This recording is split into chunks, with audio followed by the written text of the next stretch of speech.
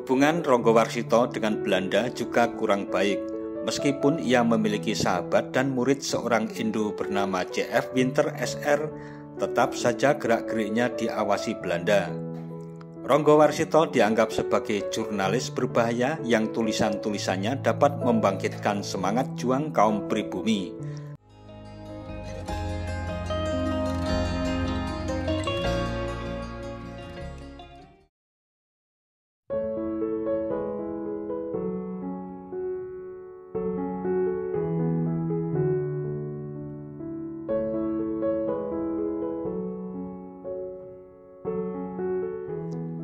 Assalamualaikum warahmatullahi wabarakatuh. Mitra DMTV, salah satu pujangga Jawa terakhir pada masa Kasunanan yang termasyhur ialah Raden Ngabei Ronggowarsito.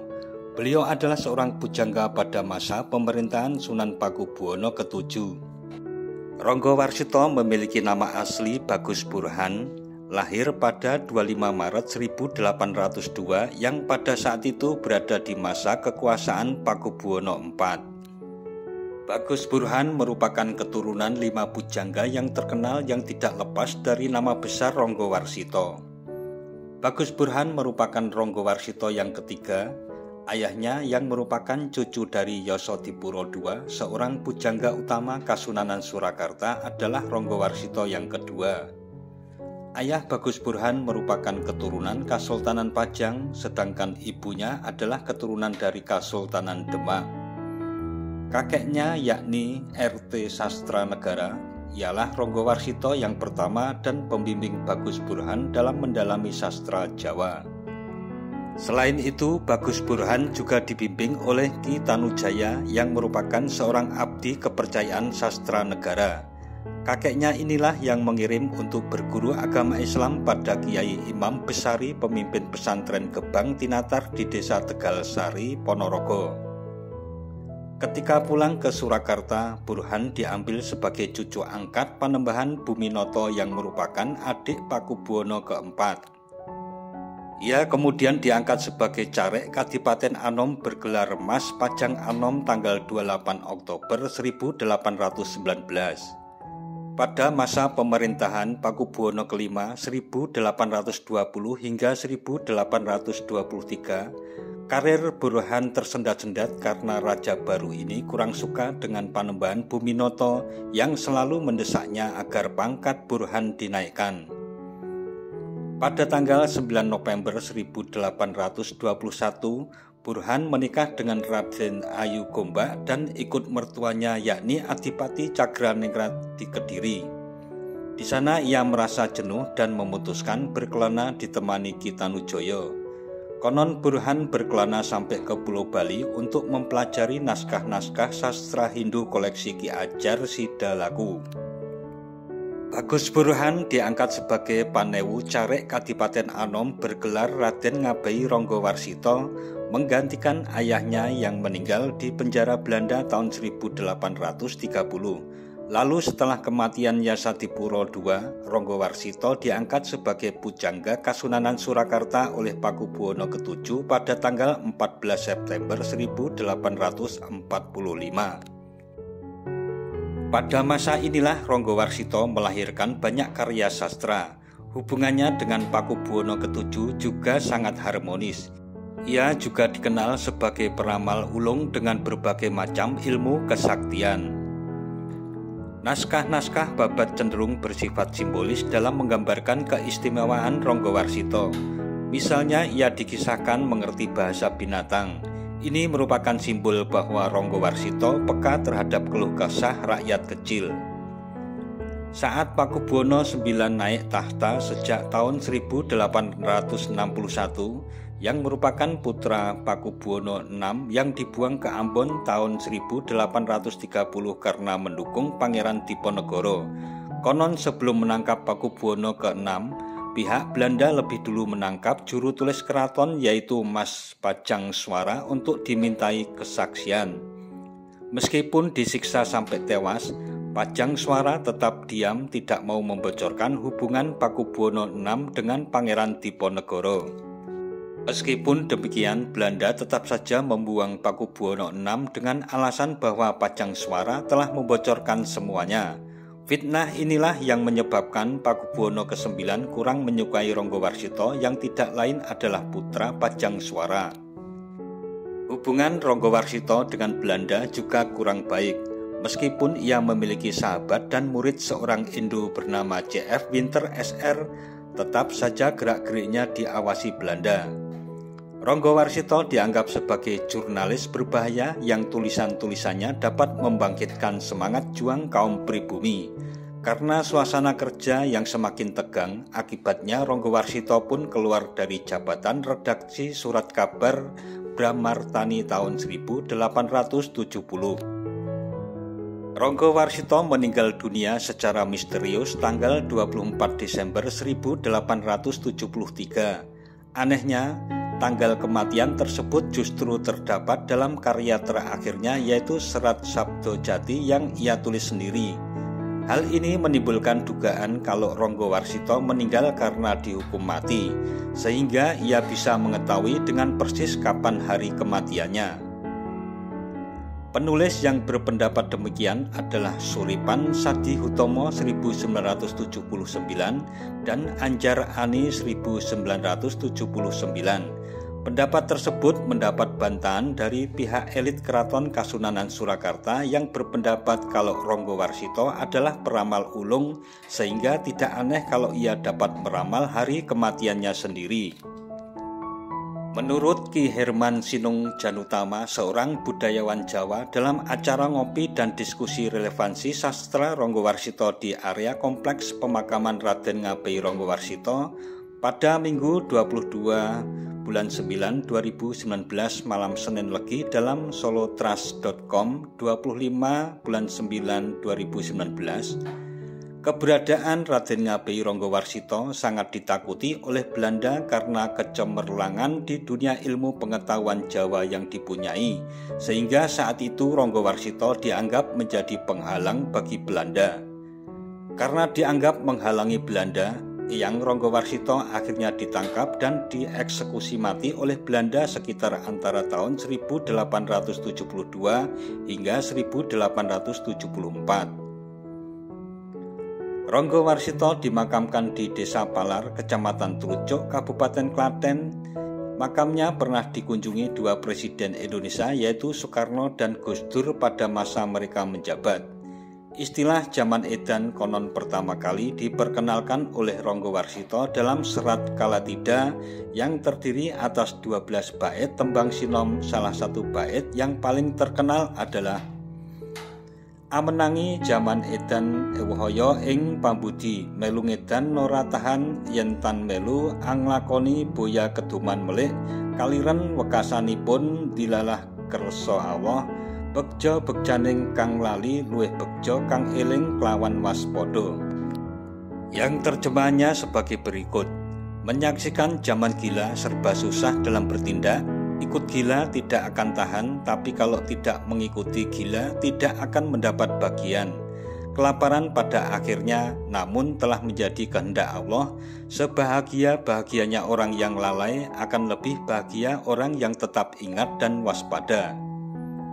Syair di atas menurut analisis seorang penulis bernama Ki Sumidi Adi Sasmito adalah ungkapan kekesalan hati pada masa pemerintahan Pakubuwono ke-9 yang dikelilingi oleh para penjilat yang gemar mencari keuntungan pribadi. Syair tersebut masih relevan hingga zaman modern ini, di mana banyak dijumpai para pejabat yang suka mencari keuntungan pribadi. Karya sastra tulisan Ronggowarsito antara lain Bau Sastra Kawi atau Kamus Kawi Jawa beserta C.F. Winter Sr. Sejarah Pandawa lan Korawa miturut Mahabharata beserta C.F. Winter Sr. Serat Aji Pamasa, Serat Candrarini, Serat Jokolodang, Serat Jayangboyo, Serat Kolotido, dan masih banyak lagi karya-karya sastra lainnya. Tahun 1832, pemerintah Belanda mendirikan sebuah lembaga berkaitan dengan bahasa Jawa, Institut voor de Javaanse Taal Lembaga Bahasa Jawa di Surakarta, tetapi pada tahun 1843 lembaga ini akhirnya ditutup dan pindah di Breda dan Delft. Dengan adanya lembaga tersebut ternyata memberikan sebuah dampak pada sastra Jawa. Ronggo Warsito hidup pada masa penjajahan Belanda. Ia menyaksikan sendiri bagaimana penderitaan rakyat Jawa, terutama ketika program tanam paksa dijalankan pasca Perang Diponegoro.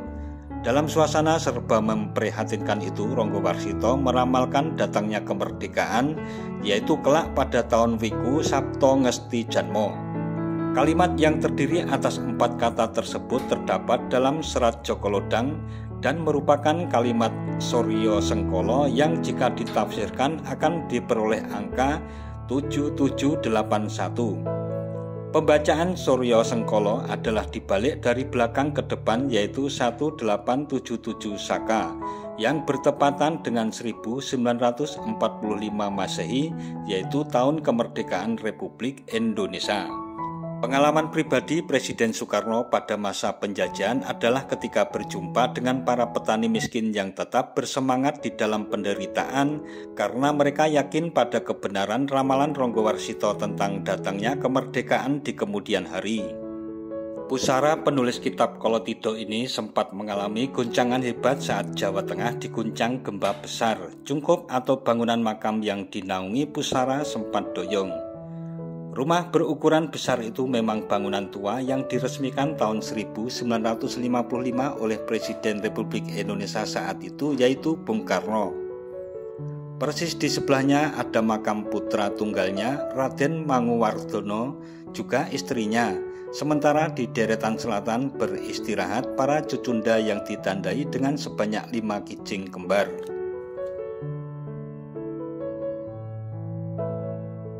Semua yang makam di sini yang paling pertama kali yaitu Eyang Bagus Joko, Eyang Bagus Buyur.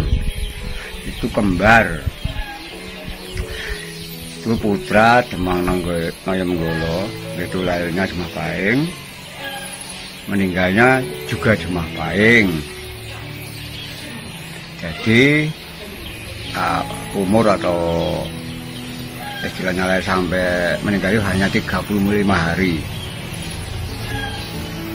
Yang Ronggo dan itu ada sumur, jadi sini ada 3 istilahnya apa itu titik penting sumur tiban itu yang menunggu di situ namanya Eyang Sekar Gadungladi.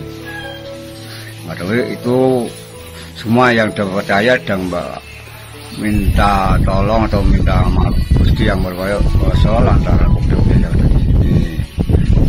Akhirnya ada juga pulang tahu apa lagi. Nah, ketiga terkenalnya di mana-mana Eyang Ngabei Ronggo Warsito. Eyang Ronggo Warsito itu dulunya jadi pujangga Pakubono Keraton Solo Ratu ke-7 sampai 9. Tapi Eyang Ronggo Warsito itu lahirnya itu Senen Legi, meninggalnya Rebo Pon. Waktu kecilnya disekolahkan di Gontor Jawa Timur yang masuk Gaya Sari.